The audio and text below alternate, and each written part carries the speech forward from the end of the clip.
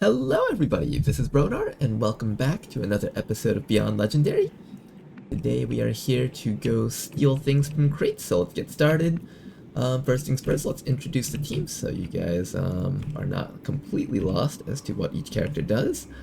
This is going to be Reed, our Hell Knight. He's going to be doing things like tanking, shotgunning, and a couple of psionic powers here. We've got Demeyer over here. That is going to be our assault, mostly in charge of stun guns, as well as running and gunning in with the shotgun, killing things. Eula over here, she is going to be our roboticist, capable of doing hacking, as well as armoring allies if necessary with the gremlin. And she also comes with a deployable drone, which I believe will break concealment, so I can't activate this just yet. Over here we have Tobata, our Dragoon, in charge of activating things like shields, capable of using a plasma blaster, heavy weaponry and stuff. Unlike the roboticist, whose gremlin ability is mostly armor oriented, this guy's gremlin ability is shield oriented. And after that, we've got final person over here, Obra's Occulta, and this is our Shinobi, mostly in charge of stealth and stuff. They've got Phantom, they've got a sword. Anyways, let's get started. Heading to that location. I'm going to start by moving Obras in. Obras has the lowest detection radius amongst the entire team, so they are least likely to get detected by drones when we run them in. Seems like there's nothing on top of this cliff. I think one of the harder parts about this type of mission is getting to the location where all the crates are stored. There's usually a drone in between, like somewhere trolling around here, so trying not to get revealed so the timer doesn't start counting down is really important.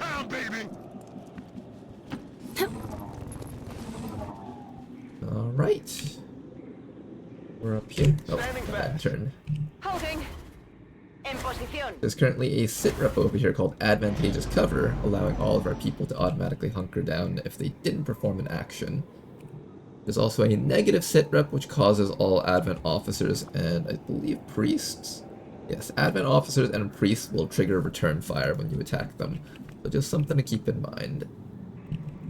Now, we have to go up this cliff. There's a high chance that we can get detected unless I send in my Shinobi. So I'm gonna throw you right here for now. Just find out if there's any drones around here.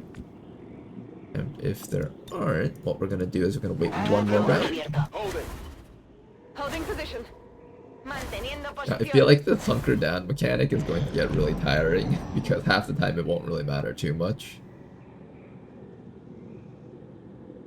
And it tends to make ending your turn take a little while longer. Preliminary check over here, doesn't seem like there's any drones here. I'm not gonna like tile scan every single tile because I feel like that just like bore everyone's out of their minds. Affirmative. Moving out. But I just wanted to kind of get an idea. There we go. First drone right down there. That's completely manageable. Drop you down here, and I think everyone over here is just going to move down for now. While we move closer and closer to the crates. The first crate is right up there. Hopefully we'll find more as we move forward.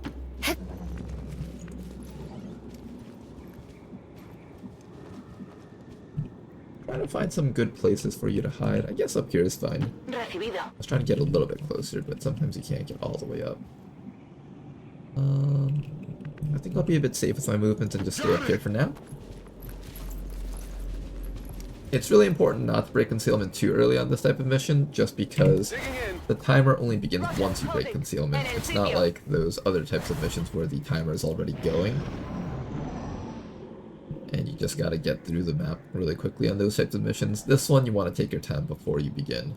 You want to be in a good position to try to kill off maybe one big pod, not like a surveillance drone, but like a group of 2 or 3 people.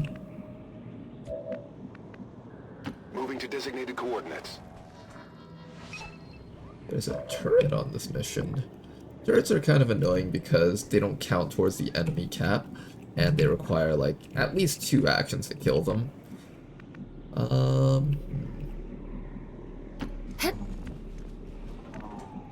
Let's run our team all the way up to here at least. Just try to figure out if we can find a legitimate pod, like an actual group of enemies. That would be ideal. Cover it. We do see a lot of the crates around here, though. Conservo la posición.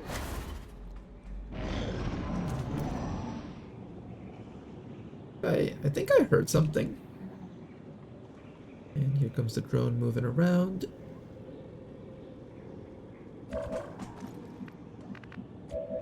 I think I heard footsteps in this direction. Maybe I'm mistaken.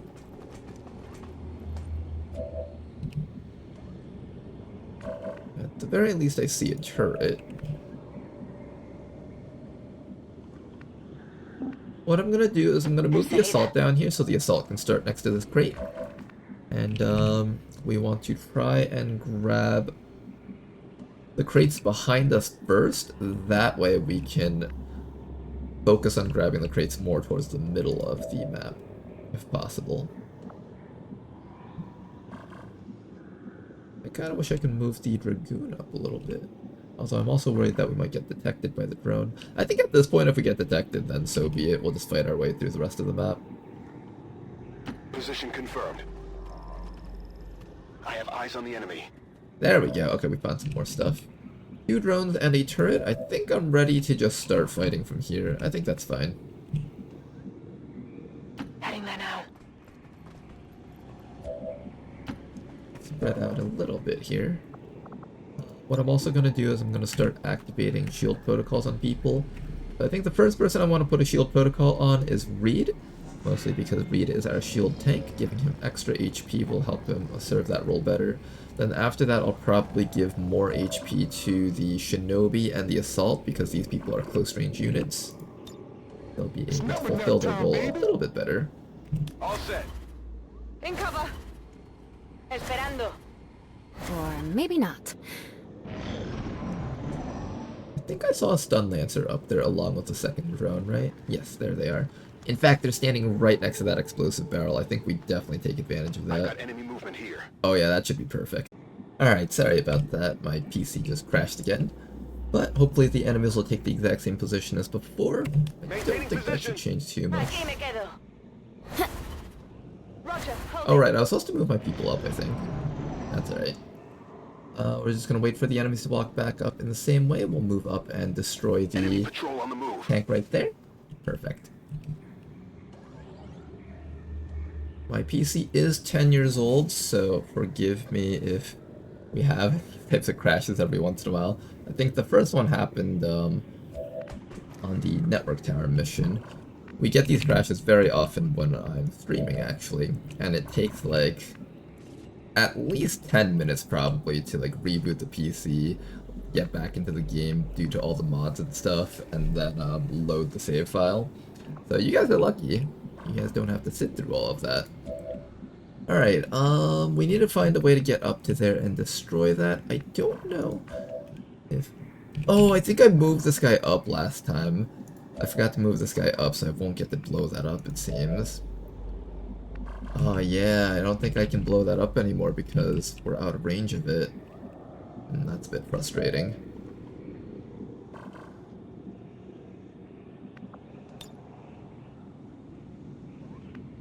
Let's see what else we can do here. Maybe I can have my Shinobi blow it up? Orders confirmed. On the move. No, we can't see it. Oh, that's so unfortunate. If we could just hit that, that would be so nice. Here's what we can try doing. Maybe we should try to control the drones, and then our people will be able to move up and shoot the thing. Yeah, I'm thinking that might be the case. Maybe we try to... Oh, or I could just do this. Does that reach? No, it doesn't seem like that reaches. It barely reaches the Lancer. Oh, that's so frustrating. If I had remembered to move this guy up and move... Wait. Oh, he can still make it up. Okay, perfect. Let's do that. Moving to position. Assuming this doesn't reveal me. Perfect. All according to plan, guys. Alright, now we can hit the thing. Can I hit both the Lancer and the thing? No, I can't. Alright. That's alright. I think this is pretty good already. So let's aim it like so. I think there's a purifier standing right there. Melt them. Beautiful work! Did that kill everything, or just... I think that killed everything because the purifier self-destructed. We're busted. Alright, that's a perfect start right there. We've got our drone moving up. Unfortunately, our shinobi is going to get revealed, but that's alright. I think before the game, or my PC crashed, I remembered to move the shinobi over to here so it wouldn't get revealed, because it would have cover facing this way, but because I just immediately ended my turn, we're going to not have concealment anymore. Alright. Let's figure out how to take care of these guys. I'm thinking the first thing we do is we should have... I think we should have Eula try to control one of them. Eula is also capable of summoning a drone, but this does take up all her actions. I think the first thing we try to do is take control of a drone. So I'm thinking maybe we'll take control of... this one, maybe? The easiest way to destroy your enemy is to take them down from the inside, right? We'll use our system infiltration. Lower attack defenses a little bit, and we'll see if we can get control over it. We may not be able to, but I would like to try. 67%. Not particularly great. It's the best thing we've got, though. And we do get it. Nice work. Alright, perfect. So now that we have this drone, we just need to take care of this one over here. I'm gonna take my shotgunner. D Meyer's just gonna come over here and try to knock this thing out. Get at least a little bit of damage. Beautiful shot. Like 3% crit. Alright. Solo lo mejor. That means Reed is free to go attack this turret over here. Anything else we need to do for this round? I think that's about it. I think we just need to come up here and try to take care of this thing now. Since we've killed off, let's see, 4 enemies. There's a 5th one over here. So we've killed off about, or we found about 5 enemies. So that means at most there should be 3 or 4 enemies out there left. We should be free to move a little bit more aggressively here. All right.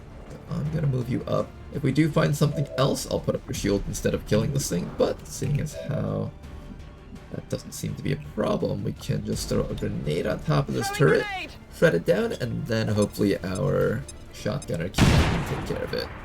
Unfortunately, we only rolled 1 damage, so it's unlikely. It's not completely unlikely. In fact, there's like 5, 6, 7. So there's like a 2 out of 3 chance of the red. So I would estimate we have like a 70% chance at a kill here. Nice work. Nobody plays this game like me. Nobody. Alright, and I forgot to throw my evac zones this round, so I'll make sure to throw it next round.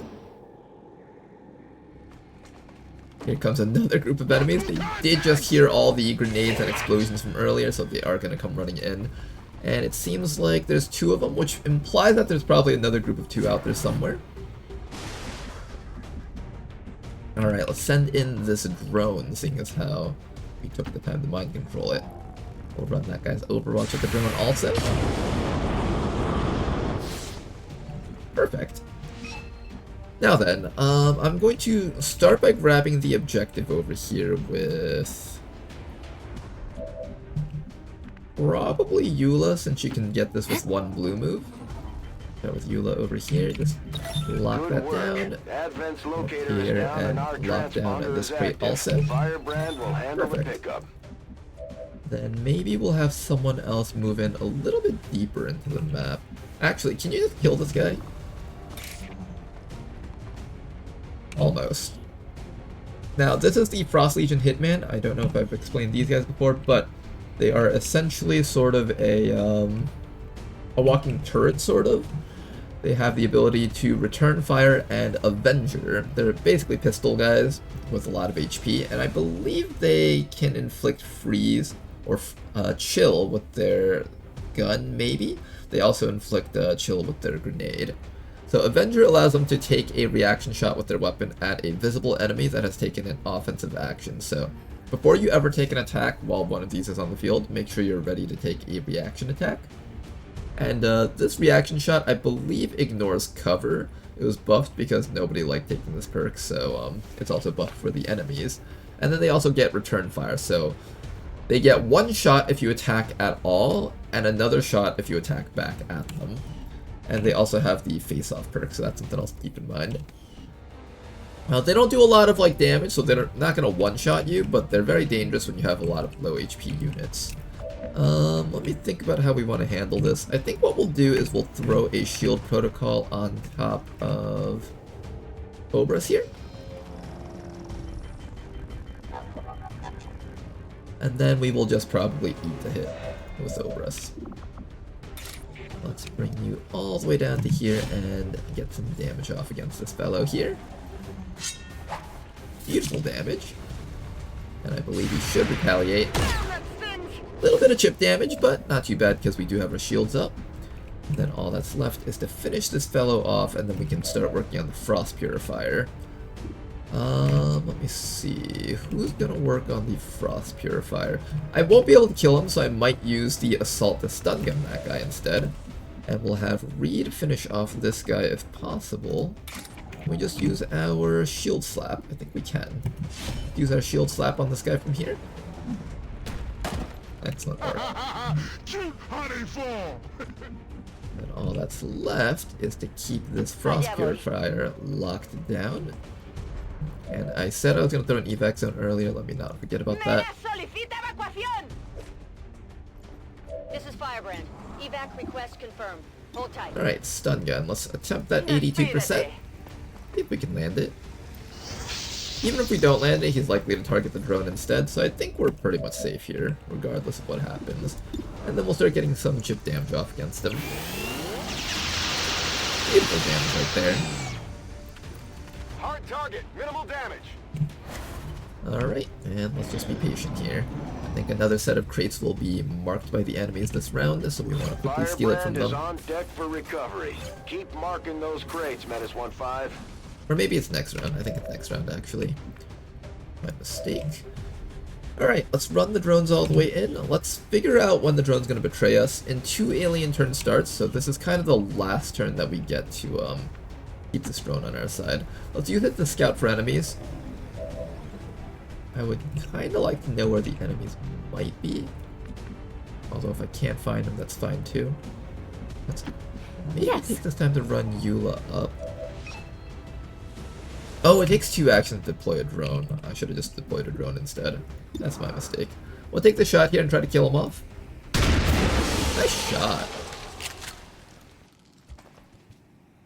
Alright, she also gets a little disassembly bonus if there's any mechs out there next round. A good time. Then after that, what I'm going to do is I'm going to have you come back here and just quickly grab this crate. I do hear another turret out there, I think. I'm pretty sure that noise is the turret noise. Location confirmed. Okay, and then we're going to keep the rest of our squad maybe somewhere around here. Most of our actions are done with, so I don't want to activate anything right now. Affirmative. Also, if I do activate something, we do have Reed to set up his shield. Affirmative. Time to fortify. Staying put. We're not marking those crates just yet. When the enemies mark their crates, sometimes they mark the crates close to us, and if that's the case, we can just quickly steal it from them. And if not, we can always get it ourselves. Ooh, another drone from behind us. I wonder if that's the last enemy on the map. Sorry, sir.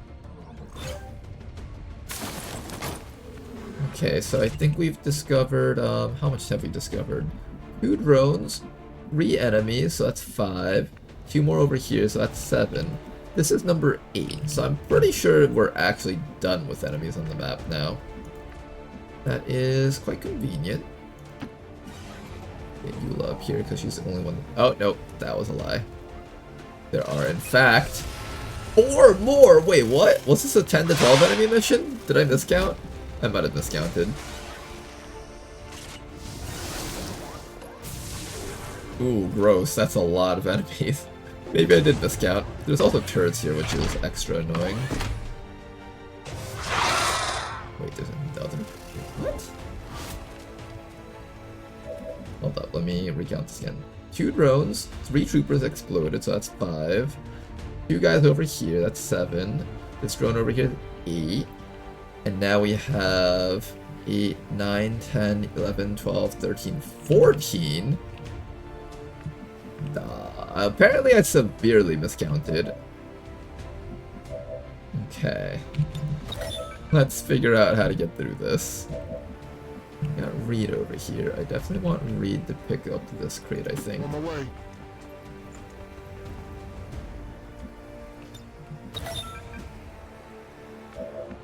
Can we grab the crate that's all the way down there? I think I'm gonna have this drone come up here and just try to sacrifice itself. So maybe we'll move the drone up and have it try to taser something. Maybe try to get that destroyer commando, perhaps. That's probably the most useful action you can take here. I might just run it into the middle of the enemy team so they just all target it.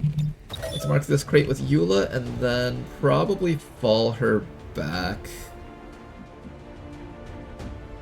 I kind of want to try to grab these crates out here. How many do we have left?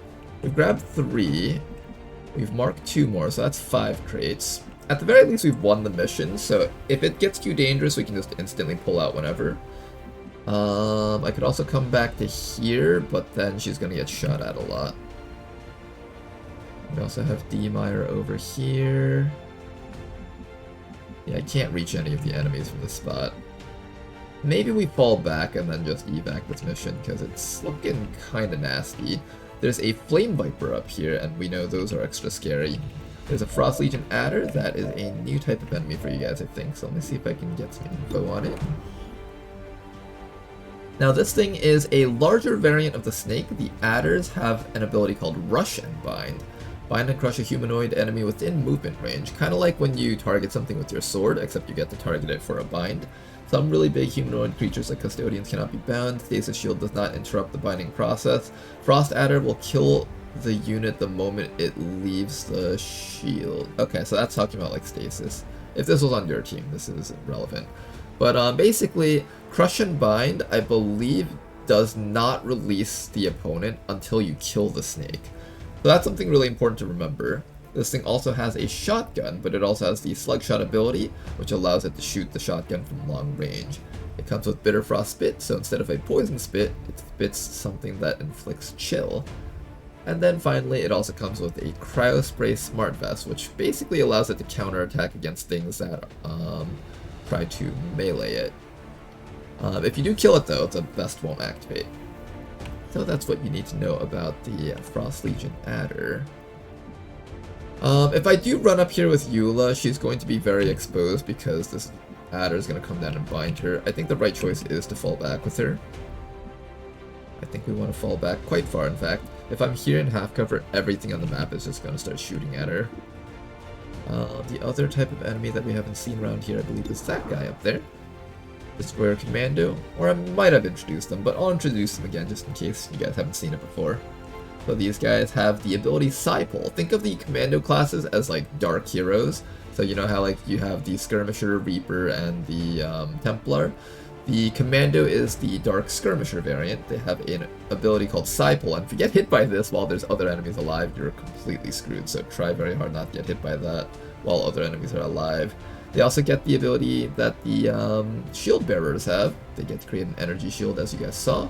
He did that with his green alert action. And then they also have unit is immune to fire, chrysalid poison, and knockback, so they have some immunities here.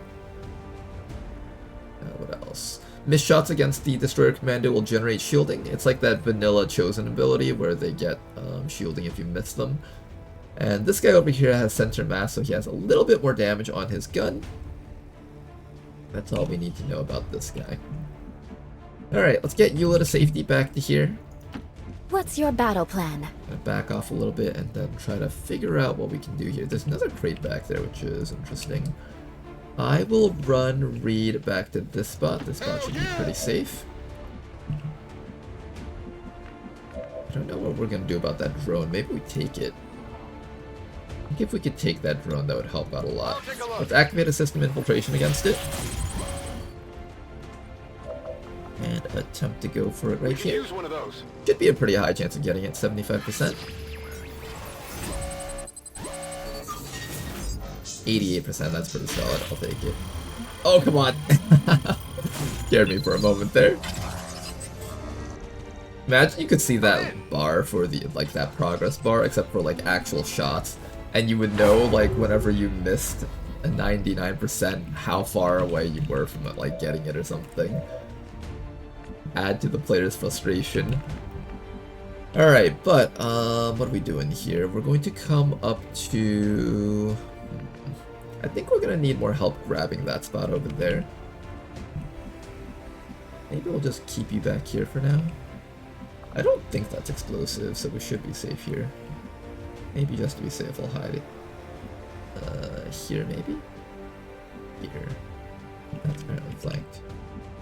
Oh, there's a guy up there. Okay, they can see it. The turret can see us from up there. We can hide here, though. This should be safe. Let's keep ourselves out of view of the enemies. We can get ready to grab this crate over here. I'm pretty sure nothing can see you from this side, although I'm a little bit hesitant with all the explosives here. It should be safe. I don't think that explosive can reach you from here. Next round you can grab that and then attack something else while you're at it. In fact, I'm just going to mark it now so that we can have the crates as soon as possible. And then this is the drone that's going to betray us next round, I think. And then one alien turn starts! Oh no, I think we should have killed the thing this round, actually. I didn't think about that. Here, what we'll do is we'll just run this thing all the way into the enemy line so it just stays as far away from our team as possible.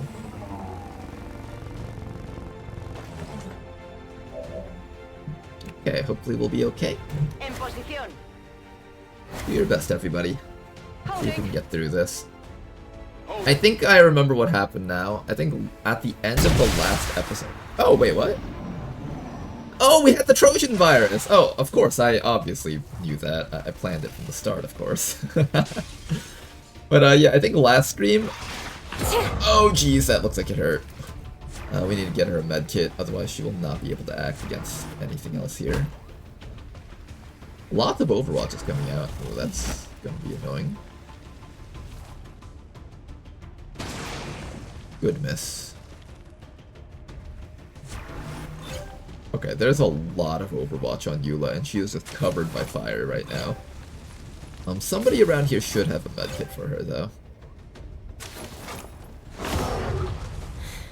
It could be in 10 years. Could even be 20.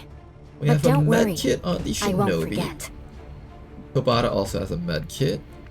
This drone over here is going to run as many Overwatches as it possibly can. One dodge, not too bad. Two dodges, perfect. We're only really able to get 2 Overwatches with that. Eula is going to need some help to escape from this position. She does actually have her own medkit, so that's good. Let me do this. Let's start by shield protocoling Eula real quick.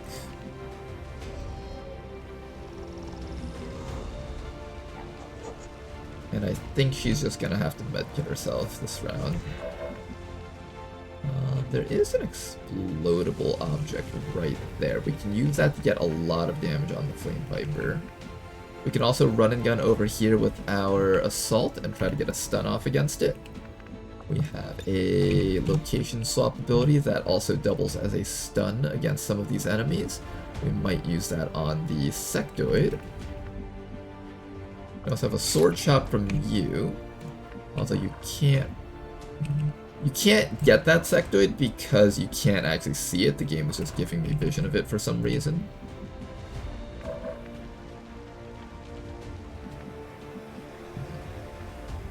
Best way is to avoid all this. Got the stun gunner person here. I think we're almost definitely stunning that Flame Viper. Apparently we have an explosive here. I can't tell. Oh, that one right there. Apparently that's detonatable. We do still have full cover here, so we're good. I think we can just medkit heal ourselves. Perfect. We can also attempt a control on that turret, or we could blow this thing up right now. I think the first thing we should try to do is actually control that turret, because if we can control this turret, that'll force everything to kill this thing for us. which would be super nice. Try your best, 63% isn't the best. Ah, we've been too lucky with our packs. It was bound to fail eventually. Alright.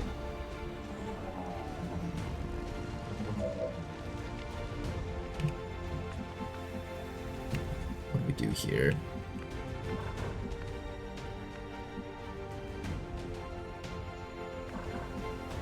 I'm thinking I do want to have the sectoid swapped with. If I do this though, Reed is going to be in the middle of the entire enemy team. Can Reed actually handle all these shots? I don't think so. Maybe we just grab these few crates around here and just back up. That's an option. Like, we don't have to grab every single crate. We've got 6 already. There's 1, 2, 3, 4. I see like 4 more crates. If we can grab 8 crates, that's still pretty good for a mission like this, honestly.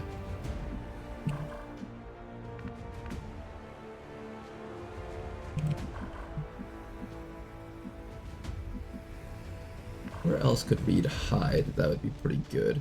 If he can swap with this Advent Trooper, that would be nice, but then he'd get bound by the Frost Legion adder, and it would take a lot of efforts to actually release him from that thing.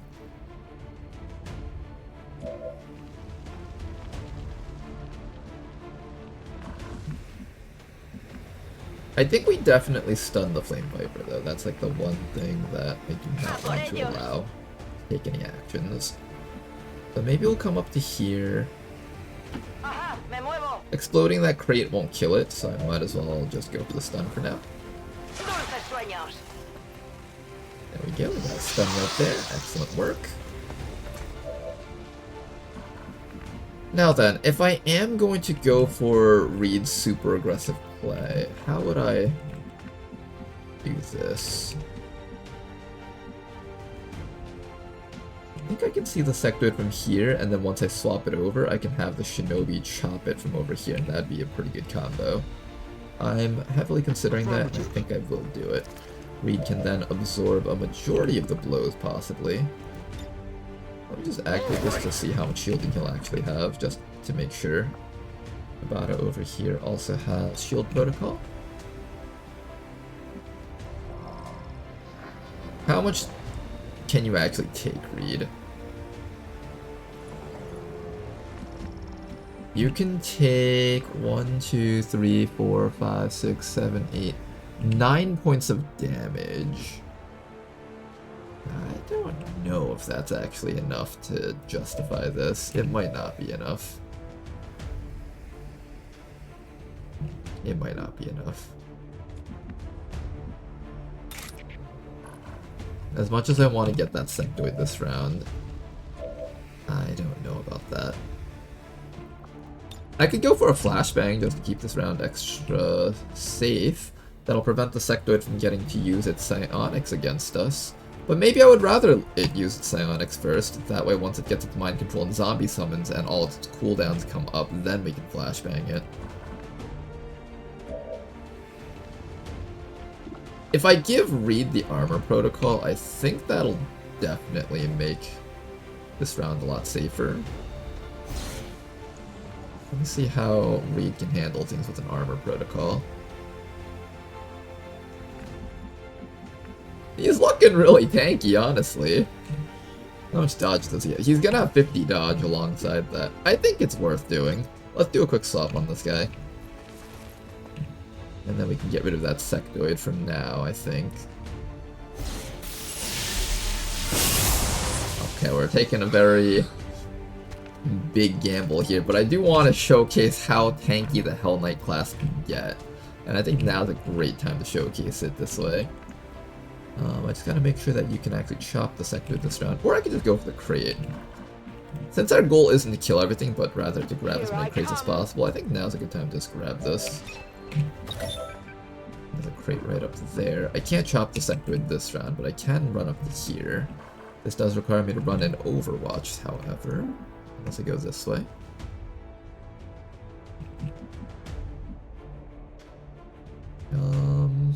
Do I come up here? That Destroyer Commando might come for me. I think the Destroyer Commando might come for me, but if I grab this crate, then I can continue attacking next round. I think I'm gonna go for this. I think most of them will focus on Reed anyways. Standing fast. If we do this, we can get as much stuff as possible out of this round. Staying put.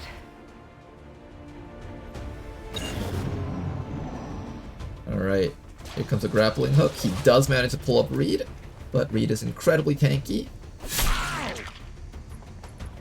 Armor points don't come up until after the shielding is all depleted, if you guys are wondering. So that's another shot tanked. Cooper over here is not going for Reed, it seems. Going for the drone, alright. This drone does need to die eventually, so that's fine. Here comes the Frost Legion Adder. It is going for a shot. That armor does finally come in play here. And you just has to take one more hit. Oof. Oh, that's still a big hit. I don't know, that didn't feel completely worth it, but it did tank the entire round's worth of enemies, and it did buy us enough time to pick up all these crates. We got 3 more crates around here. Unfortunately, we can't reach that one back there, but aside from that, I think we're pretty good here. Let's bring Eula up by 1 tile and detonate that explosive here. Explosive is going to go bye-bye. Beautiful work, and that does expose that snake quite a bit. I think we might have a decent chance of killing it if I bring you up to here. We can also go for flashbangs. We can... I think Reed needs to like move to a different spot and just set up his shield. I feel like for the most part we won't be able to kill this fella over here. Have our sword here. This sectoid is going to get up very soon, so I want to try and shut it down. I can also have the drone shut it down. What can the drone reach? The drone can reach the trooper. And nothing else. Yeah, that's fine. We'll have the drone attack the trooper then. And we'll try to keep this guy stunned. Try not to miss on that 5%, please. God. Alright, fine. I see how this is. What else can we do here? Let's just attack the sectoid. It should be pretty good amounts of damage. It very likely won't kill, so we're gonna need follow-up here. I can either have this guy be the follow-up, or I can have this guy give Reed another shield. Reed's not in the best position.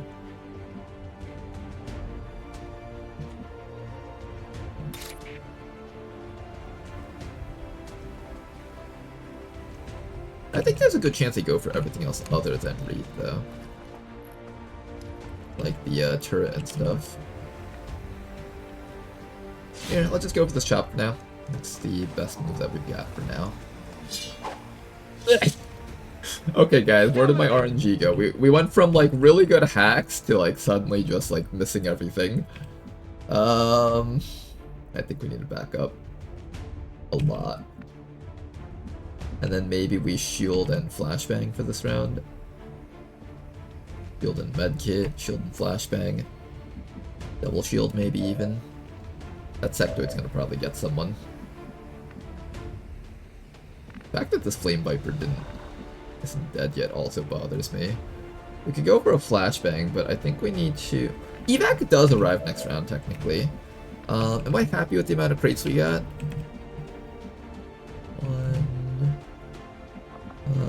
We get like 10 crates. That's pretty dang good. I think we just back up and try to survive around. Pretty certain that's the way to go. So what we'll do instead is we will flashbang or stun gun, whatever possible. I want to try very hard not to get burned by that snake, because that snake does way too much damage. So what we'll probably do is we'll probably stay in the full cover. The evac is right here, so as long as people are close by to that spot, it should be fine. Let's keep this thing stunned for another round here. There we go, keep it stunned. And hopefully they'll just all focus their efforts on killing that drone instead of us. And then we will have Reed come all the way back here into the cover. It should be pretty hard to flank Reed from here because we got like the gunship flap on all sides. Got it. over here, set up that shield, set up that medkit for himself, and we're just gonna try and make Reed as tanky as possible.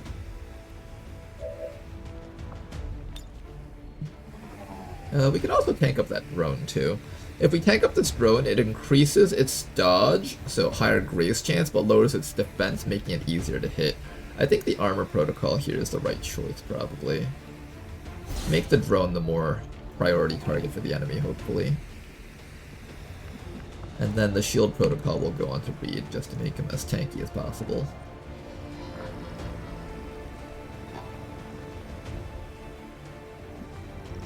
Alright, hang in there, Reed.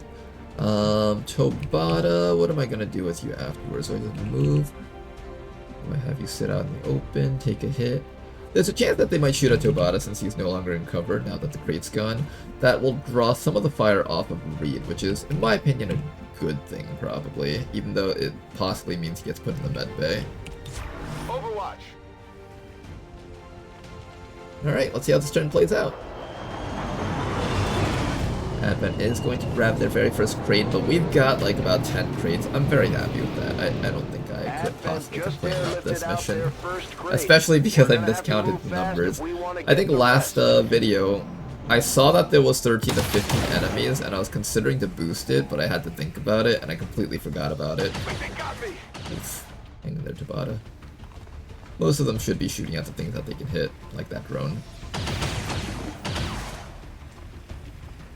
And that drone should be able to take a good amount of hits.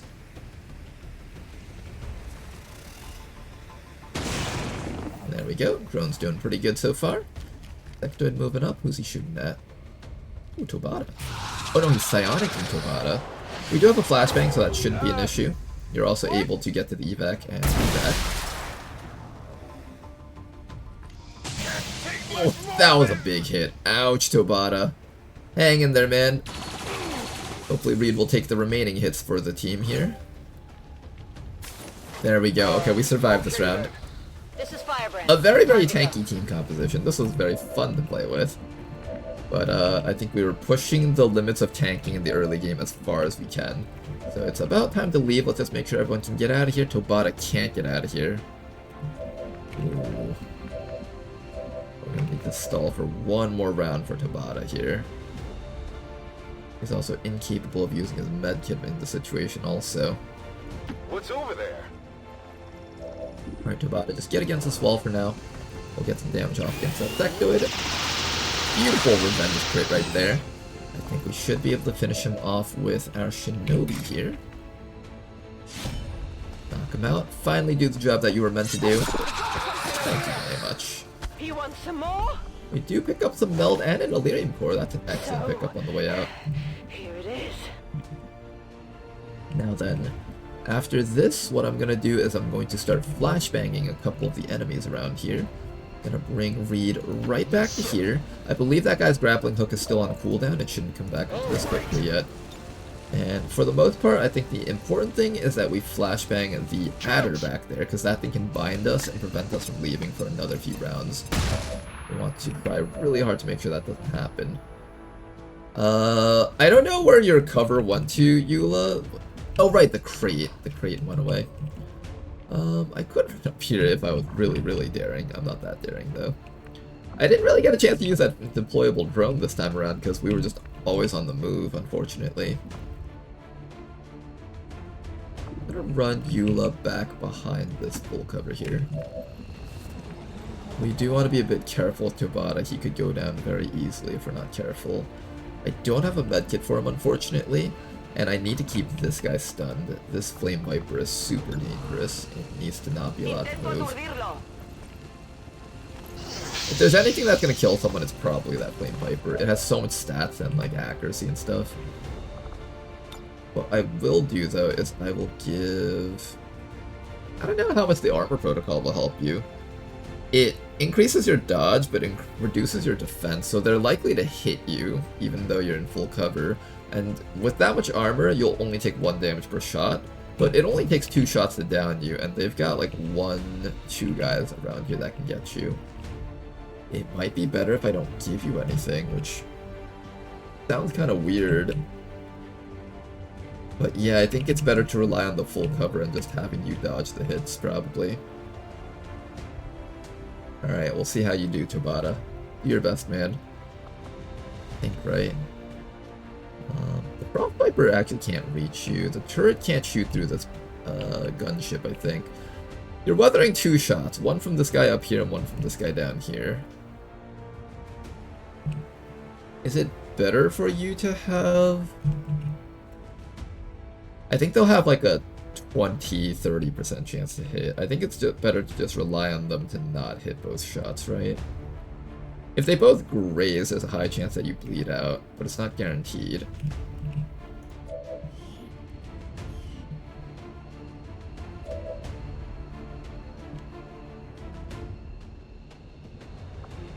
How much defense do you lose?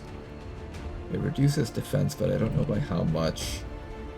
He'll still have some defense, but he's likely to get hit by both attacks. If we're lucky, they target Reed because Reed has the shields up, meaning he's actually a more easily hittable target. I think we end their turn here. Maybe not. See what that Destroyer Commander does. Overwatch. Biotrooper taking the grenade, apparently. Reed is immune at the very least, so that's good. D-Mire, I think D-Mire should be able to reach the thingy. The evac zone. Here comes a turret. Shooting at Reed. Makes sense. And their turn is over. Perfect. Okay. I think we can escape now. Just gotta watch for that Overwatch. Hang in there. Who runs the Overwatch? I'm thinking the person to run the Overwatch is going to be Obraz. Yeah, I think Obraz runs the Overwatch. You're the healthiest person with the most amount of shielding, I think. So let's start with you. Affirmative. Get to that evac, please. Bit of chip damage. You'll take some medbay time, but not a whole bunch, so that's good. And I'm pretty sure you can escape from this tile here. And yes, Disorient does not prevent you from leaving. It prevents just about every other ability. But not the evac ability, because that would just be incredibly unfair to the player. Alright guys, let's get out of here. This was a mission way above your pay grade, and you guys did excellently here. I'm proud of everyone here. Managed to secure 10 crates, I think? 10 crates and a couple of wounds. Good work, you guys. I'll see you guys back in base. Alright then, welcome back, guys. You guys did excellently on such a difficult mission. Let's see how long these wounds will be. I suspect Reed and Tabata will have the longest wounds because they took big hits. Reed surprisingly not out for long. Tabata was the one who's actually out for the longest. You did take the biggest hit, but I was surprised that you didn't take like a 10-day vacation or something. That's good though. We get more use out of you. Now for Reed, I think we take Shotgun Finesse. He's got already really high mobility. If I give him another bit of 3 mobility, he's going to be running around with like 20 mobility, which will be absolutely insane for a Hell Knight. And for a shotgun user in general. Now Tabata, we have 2 options with you here. We can either give you Enhanced Overlays, or Aegis. Now Aegis makes sense when it comes to shielding our shield tanks. We will now have 20% reduced damage alongside our shield. Or we could take Enhanced Overlays, which it doesn't describe what this does, but basically it gives the entire team more critical chance and the entire team more stealthiness. I don't know which one I should take. They're both pretty solid choices, but seeing as how we have so many Hell Knights on our team, I think it's pretty obvious that we should be taking Aegis most likely, because Aegis is what's going to allow our Hell Knights to just be able to take all the punishment in the world. So I'm going to be taking this perk over here. And then after that, everything else should be fairly straightforward down here. Obras, oh, I never actually marked off what perks I wanted to give you. I'm thinking you look pretty good for some level of pistol builds, actually. Between Hunter's Instincts and Duskborn, we have a pretty good pistol build going on. a special Dead of Night type of pistol build. So we're going to do something along the lines of this. And I'm still going to spec you out for stealth because that's really the thing that Shinobis are best known for. In Ted Jam as well as Beyond Legendary, they're the only class in the game that gets access to Covert as well as Lightfoot this early on at Sergeant rank. And that's kind of like their main shtick. They're able to remain undetected, spot for your squad, spot for your snipers, scout for the squad. They do all the great things there. I'm going to give you Conceal, going to give you Dead of Night. Now, up till this point, we're going to be making this person into a stealth unit, but once we get to Dead of Night, we gain 100% crit chance against enemies that don't see you, and now you're going to actually have sort of a combat build.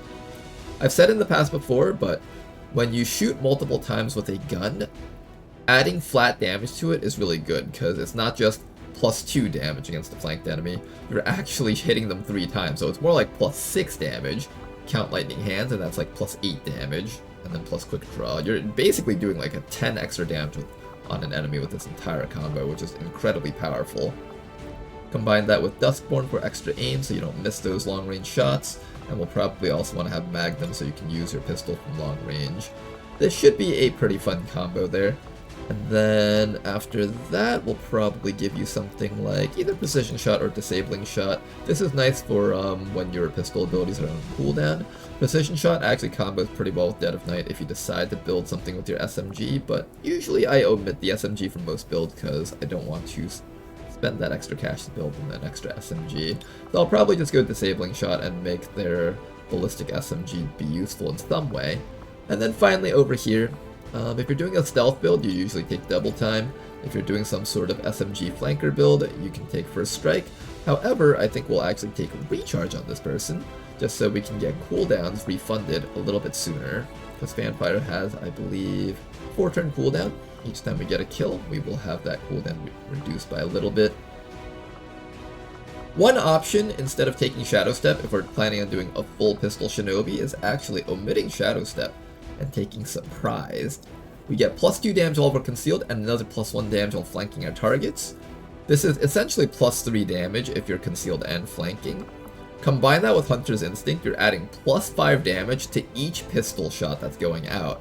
And then that's not even counting the crit damage from Dead of Night being added on, but if we count just the flat damage added on, Fanfire is doing an extra 15 damage. Combine that with Lightning Hands, we're doing 20 extra damage per combo with the soldier.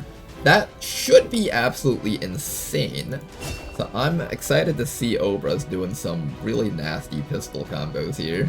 This should be quite fun. Alright, D-Meyer over here, I apparently have not marked out your abilities either. You're a very high accuracy assault. So let me think about how we would play this. High accuracy assault, you've got the meld perk, you got breach, hail of bullets, fortify, extra munitions, blend. You got a lot of stealthy stuff, which normally would scream street sweeper, but if I was going to take this, I'd like to have a bit more stealth perks, like perks that help reduce your detection radius, because usually units carrying anything that's not an SMG will be easily detectable by the enemies.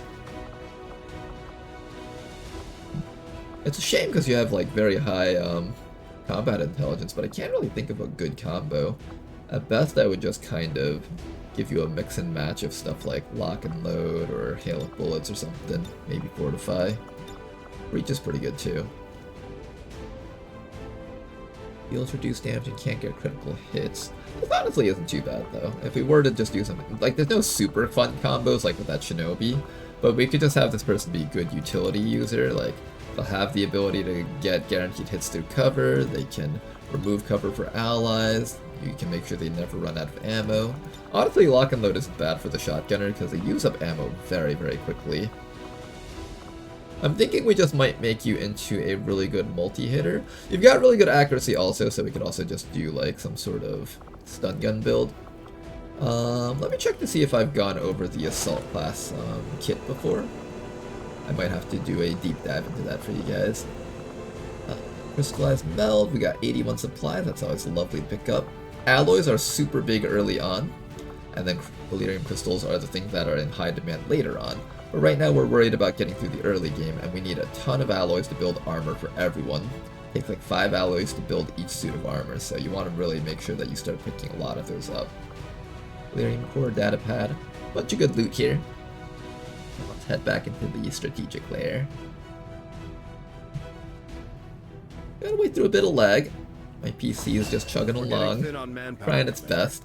We should check with Resistance HQ for new Don't forget to recruits. leave a like and subscribe and comments. It really helps support the channel, and every bit of cash that we make from these videos I put forward into saving up for as a new gaming PC that I'll be getting so that we can have better load time for the streams.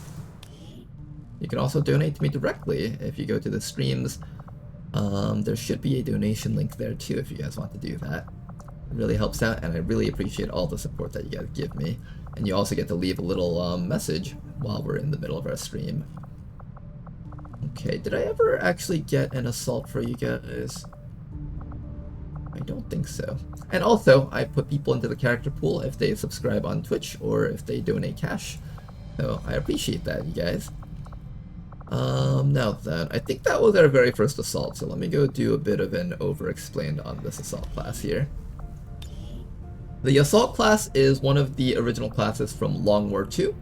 It is a class that is shotgun oriented and based off of the Ranger class from XCOM 2 as well as the assault class from XCOM 1. Purely focused on shotgun with a bit of taser support. Their main weapon is, of course, the shotgun, and they're also capable of holding other variants of shotguns in Ted Jam, as well as assault rifles if you want to go for a long-range variant. Their secondary weapon is called the Arc Thrower. Now, even though it lists some damage here, as well as armor piercing, it doesn't actually do damage unless you pick up a specific perk for it. This is a stun gun, so it will stun an enemy for 2 actions upon use, as you guys saw earlier, and it has a cooldown tied to it in regular Long War II. However, in Beyond Legendary, and I think Ted Jam, the cooldown got removed, so you can actually use this every single round. It's incredibly busted, and if you get an assault class with high accuracy, I think building the Arc Thrower is really, really good. Other than that, they have a pistol slot if you want to go for that, and they also have 3 utility item slots. Now then, over here you'll see that they have the stun gun perk that's needed to actually use the stun gun. And they also come with Run and Gun, that's a classic from XCOM 1 and XCOM 2. And then they have a unique perk over here called Dedication. This was introduced in Long War the Chosen, I believe. It's a free action, you gain 2 mobility, and you can ignore reaction fire for the rest of the turn, and it has a 4-turn cooldown. Now, in Beyond Legendary especially, being able to avoid Overwatch is super important for close range units. There's Archons with the ability Close Combat Specialist, which allows them to shoot anything that closes the distance against them. The Warlock has this perk over here. They get this perk themselves too. And a lot of enemies have things like Blade Storm and other forms of anti-close combat measures. So being able to run past Overwatch is super important for a melee unit like this. Something to keep in mind. They're not exactly melee, but they are very close range units. Now they get 3 different rows. I could explain them like this, or I could explain it like this. I think for this class, I'll explain it horizontally, because each of these rows has like a specific kind of intent behind them, and then I'll explain some maybe mix and matches that you can do. So the top row over here is the Raider row. This is specifically meant to be built around the kind of casting abilities. So if you want to think of like the bottom row as like your auto attack type of build where you just use your main shots, your standard shots, and you just get as many shots out with your shotgun as possible. The middle row is based off of the taser over here, and the top row is going to be based off of abilities with the shotgun. So your first ability over here is the slug shot, and basically it's just a bunch of cooldown based stuff that you cycle between each other. So slug shot over here is a special shot for shotguns. You get to fire a shot that pierces 2 armor and has no range penalties with 10 extra accuracy and has a 2-turn cooldown. So essentially every other round your assault can fight from long range. And this is good for the assaults that have decent accuracy already. With this person's 75 accuracy, this actually has an 85% hit chance. And this is actually really powerful early on in the game because it allows you to deal with Advent drones, those things that have been a pain in our butts for the longest time, in one shot. Drones in Beyond Legendary have, I think, 5 or 6 HP.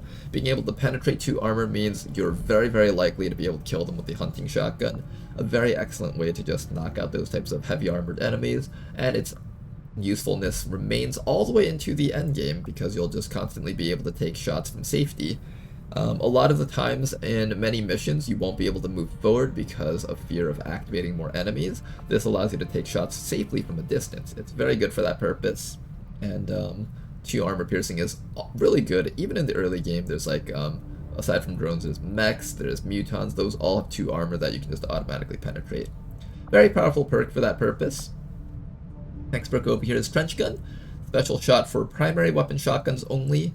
Fires a short-range cone-based attack at nearby enemies. So it's a cone-based attack, kind of like a flamethrower. I think you guys might have seen it on the Gorilla class before.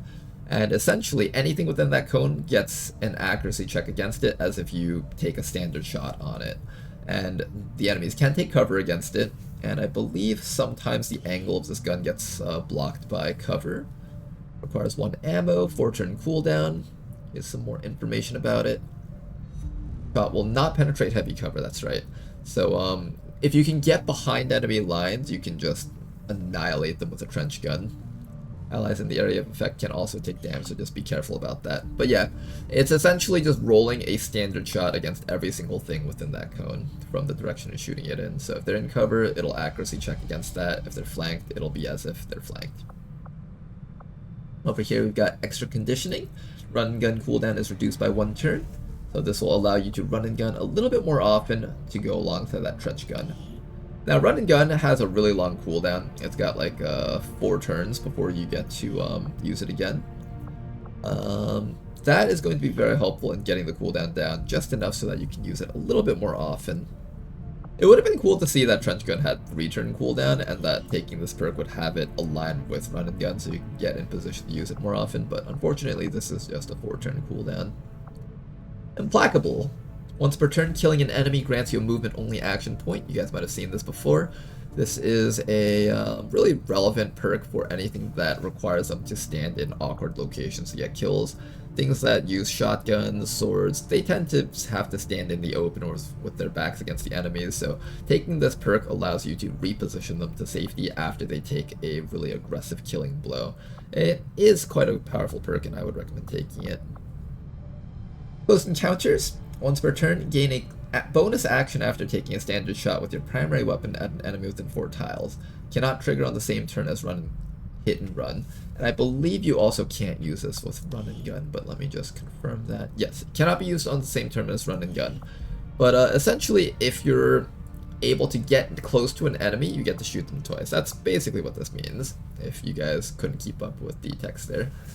So yeah, this is the kind of perk where after you get into the enemy lines using run and gun, if you can survive that 1 turn, you can now repeatedly shoot things twice every single round. It's very powerful, and unlike perks like hit and run, this allows you to shoot twice against things that can't be flanked. So things like mechs, drones, you get multiple shots against those.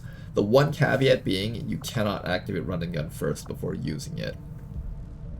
Now, that does make it so that this soldier is a lot weaker from long range, so you really want to find ways to close distance if you are going to take close encounters. Personally, my personal favorite multi-shot perk on the assault class is actually rapid fire, mostly because it's the only multi-shot perk that you can use to work with run and gun. But we'll get to that later though. Here we go with Untouchable. You guys know this from vanilla XCOM 2. Scoring a kill means the next attack against you'll miss. Very good for aggressively positioning units.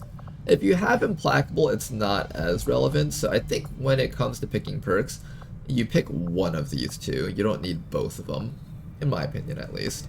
You can have both of them if you really want that safety, but I don't think it's that necessary, and there's some really good perks down here that you might want to take in as a replacement for these.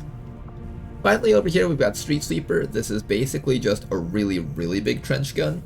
So if this thing had like a respectable cone, this thing has like a massive cone. And you guys will see the difference when we actually get to use it, if we ever use it. It's a really, really big cone that can hit entire pods of enemies. It's really powerful. Cone-shaped shotgun attack does bonus damage to unarmored targets and is blocked by heavy cover also. Medium range cone-based attack. Spread pattern is blocked by heavy cover. Uses 1 action and 2 ammo. Street Sweeper has a 5-turn cooldown and does 3 bonus damage against unarmored targets within the spread pattern. Cannot be used with non-shotgun weapons, and allies can be injured by this attack. Now, the best way to use Street Sweeper and Trench Gun is to use it against enemies that are clumped together, and enemies that are mostly clumped together when they haven't activated yet, when your entire team is in stealth. So one of the really popular combos is to take these guys in stealth, try to stand them in front of where you think the enemies will patrol. Once the enemies get close to you, you blow them up, and you can wipe out entire groups of like 8 enemies with like just 1 Street Sweeper. It can get really wild if you get the combo right. I'm sure there's like plenty of videos online, so if you guys aren't sure what I'm talking about, just look up like Long War 2 Street Sweeper against like entire groups of enemies. You'll see some really nutty footage about like things just dying from like 100 damage, 10 damage each enemy getting hit. But yeah, that is kind of the top row build there. It's a build all about getting into position to use your Street Sweeper.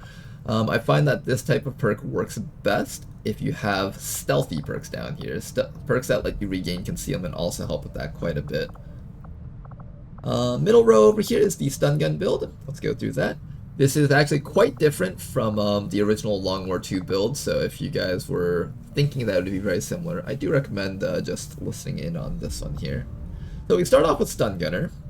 Your arc thrower now has a bonus to hit, so I believe it's like a bonus 20% chance to hit. Okay, it increases with tech, but starts at 20, ends at 30, but this is a really big number. You have a 75% accuracy to begin with. With this, you now have a 95% hit chance with your Stun Gunner against an enemy, basically near guaranteed, especially once you start upgrading it. Very powerful perk to have early on. This is different from the original Long War 2 thing, where if you miss, you get a disorient. In fact, I think they took that off of the tree entirely. It's just no longer here anymore. You might be able to find it down here whenever, because this is the randomized perks. You might be able to find it in the random stuff, but yeah, they took that one out. But you now have more reliability with hitting with your stun gun a lot earlier. This is still the same. We got Arc Pulsar here. Your Arc Thrower can now damage mechanical enemies and reduce their hack defense. So remember how there was a damage number on this thing earlier? Normally this doesn't damage, but if you take that perk, it will deal damage against mechanical enemies, and it pierces armor, from, as you can see, from that 9,999. Back over here. So if you want to be able to damage mechs with this, this is an option. Higher level arc pulsars should be able to destroy drones in one hit, but it takes a while before you reach that point. This is mostly taken to reduce enemy hack defense, and I would say this build is best for like a low mobility, high accuracy assault, which is exactly what we have here, so I'm almost definitely going down this build here with this person. Spark Striker fires a sparking blast from the arc thrower, dealing electrical damage and detonating carried explosives. So this ability also lets you deal the arc thrower's damage and also detonates explosives, kind of like the fuse ability that the psionic units have. I think this is pretty self-explanatory. It's pretty solid. If you're not planning on using the shotgun at all, I would say this is a fine perk to take. If you do plan on taking the shotgun though, it might be worth it to take aggression or extra conditioning. Over here we've got Hidden Reserves. Once per mission, as a free action, set all your cooldowns on abilities back to 0. This is quite a nice one actually. Especially if you're planning on taking Chain Lightning later on or Disabling Shot. This will be quite nice. Since the Arc Thrower doesn't have a cooldown though, this is kind of useless when it comes to comboing that with the Arc Thrower. We got Disabling Shot over here. This one's a classic. You guys have seen this one many times before. Stun, and you can stun for 2 turns if you get a crit. This is pretty nice on the assault. If you run and gun up to a tougher enemy unit like a Mutant and you check the numbers and you're like, oh no, I might not be able to kill him and get like my implacable bonus to run to safety, then you just go for the Disabling Shot, and then next round you can kill the Mutant. Over here we got Close Combat Specialist at Gunnery Sergeant. Fire a free reaction shot with your shotgun at any visible enemy within 4 tiles who moves or attacks. This is the XCOM 1 ability that the Assault class had, where if an enemy runs towards you or away from you, you'll just get a free shot, reaction shot against them. The accuracy should be close to 100% because you're using a shotgun, but depending on whether or not the enemy gets cover, if they have bonus built-in defense, you might not have that full reliability. If you see the ability cool under pressure down here, that should bump your reliability and accuracy up to 100% usually, as long as your accuracy wasn't abysmal to begin with. This does come at a really high rank, so usually you'll have built up a decent amount of accuracy on these soldiers. You should at the very least be able to get around like an 80-70% hit chance. And because it's a reaction shot, it doesn't get crit damage, which the assault or the shotguns usually are known for. But if you get cool under pressure down here, it will allow this to crit, and you can do some really ridiculous things. I remember my first Liberate All Regions run when playing Long War of the Chosen. I had a assault that had close combat specialist, and they were just killing everything. This has been nerfed so that you can no longer just run into a unactivated pod, reveal yourself from concealment, and have Malt die to this. This does not trigger on your own turn, only on the enemy turn. Still very good, but there's a little bit less control because of that. Each shot requires 1 ammo. This class does use up ammo really quickly if you take this, so it might be helpful to take Lock and Load or just some perk that lets you have more ammo. Weapon mods that give you more ammo, like expanded magazines, also help with this type of stuff. Finally, over here we got Chain Lightning, a Chain Lightning arc thrower attack that stuns up to 3 targets. This used to be so powerful in Long War 2 because you could just click the button and it would target every visible enemy that the person could see. Along with Stun Gunner and the bonus accuracy, you could pretty much just stun the entire map for 2 turns because the level 3 arc thrower is a 2-turn stun. But yeah, they nerfed it so that it's only 3 targets, and even then it's still really, really strong. So Chain Lightning chains from target to target in a sequence. Successive targets can be hit up to 5 tiles away from each other. The attack will not chain to previous targets in the sequence. The sequence of targets will be shown when you preview a target. A hit roll will be made against all targets in the sequence. Even if you miss against a previous target, cover bonuses are calculated from your position, not from the previous target. So it's as if you're shooting at 3 different targets, and it'll just show you which things that it'll highlight. Chain Lightning cannot be fired at robotic enemies, and it will not chain to them, so even though you have this thing, it won't work to stun them. Requires 1 action and ends your turn. Chain Lightning has a 2-turn cooldown, and cannot be used from concealment. Okay, so now you know how this thing works. Very powerful stunning ability. Works against many bosses, although not all of them. Some bosses, especially the ones from Requiem, tend to be immune to this. However, this does work against things like Gatekeeper, unless Reshi nerfed that for Beyond Legendary. I don't know if she did or not. But this works against Gatekeeper in regular Ted Jam and in regular Long War 2, as well as a couple of other big boss units like Muton Elites. So something that's going to be very helpful in the end game once you get to it. Doesn't work against the Chosen, unfortunately, so that's something to keep in mind.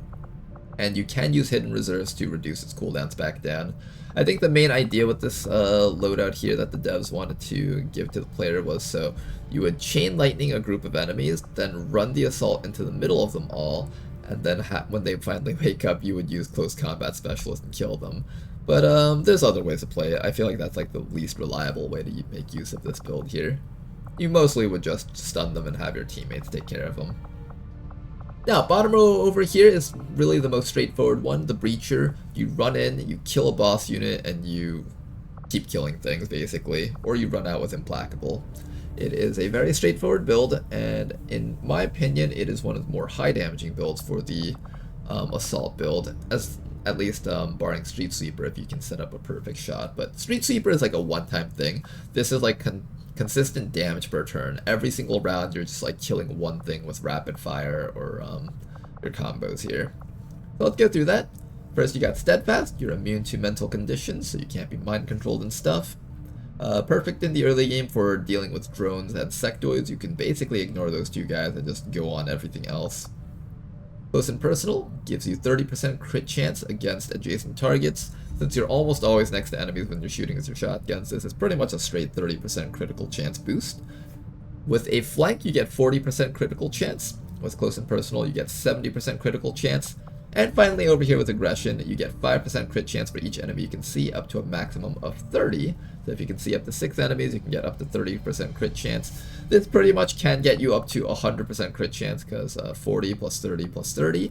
So that is 100% crit chance. Now, you won't always have 6 enemies within range, and you won't always be exactly next to the enemies, and that's where the laser sight comes in. Once you slap a high upgraded laser sight, then you should have 100% crit chance no matter how you position, as long as you're reasonably close to the enemies and there's a decent amount of them out there.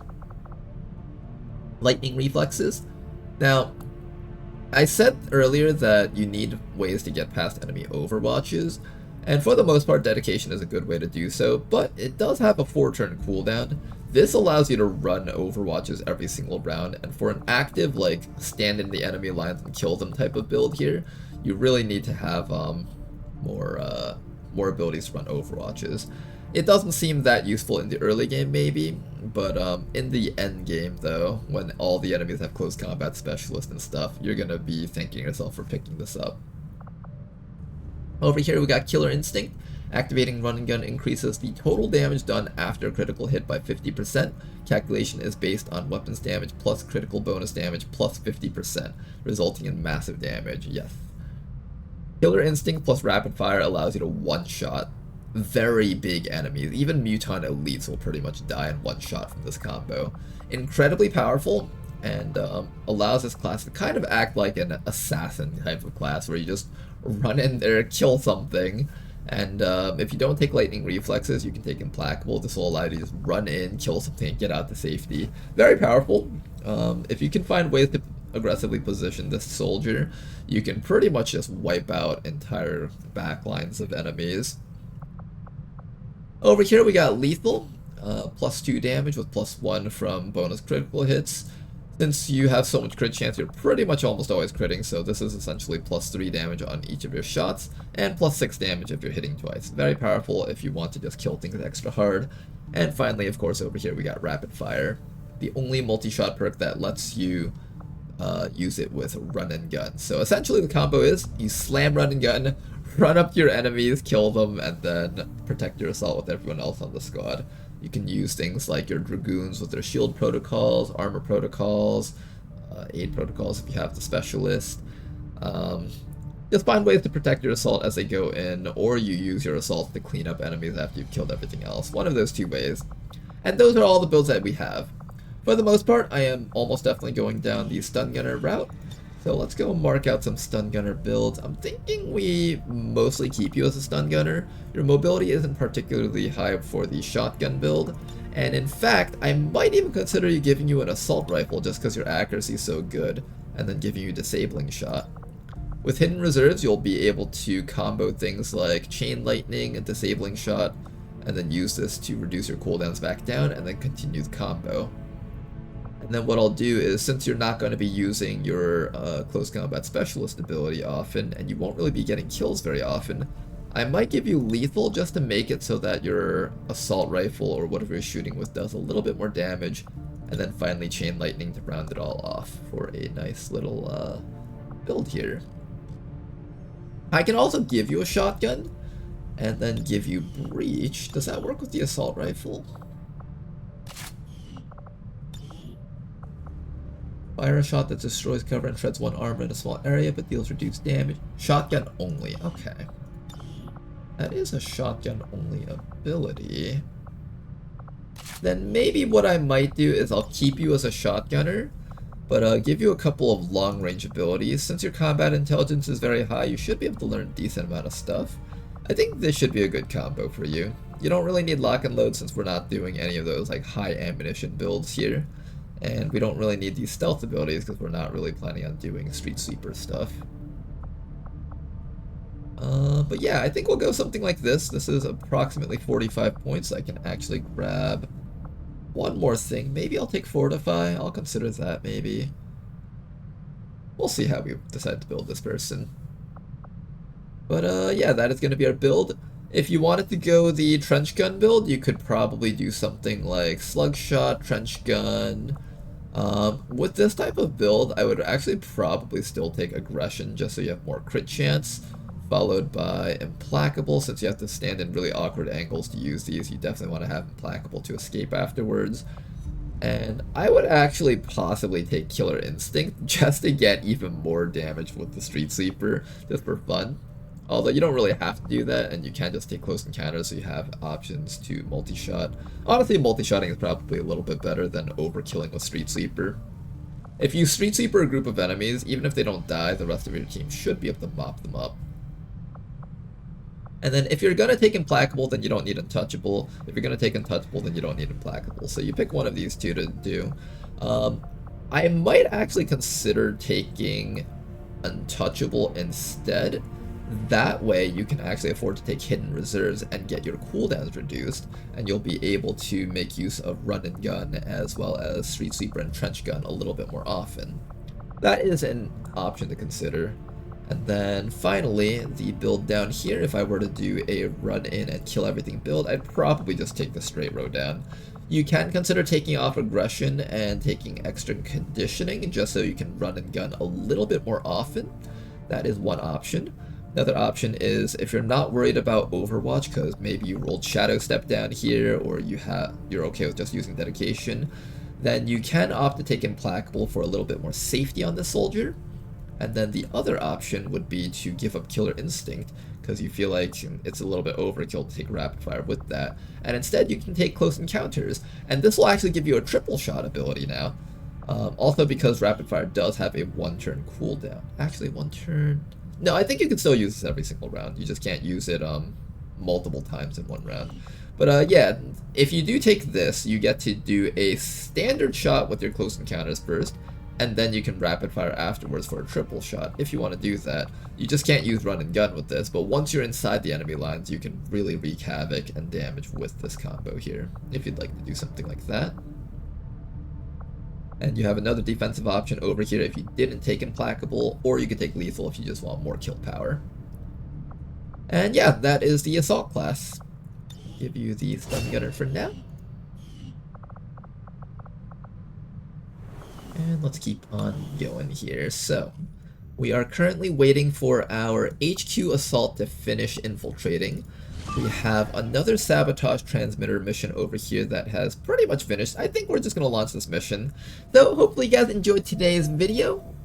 I'll see you guys till next time. Thank you guys very much for watching. Don't forget to leave a like, subscribe, and leave a comment. It helps out the channel quite a bit, and I really appreciate that. And hopefully you guys enjoy the video too. Till next time, thanks for watching. Have a good night. Bye-bye.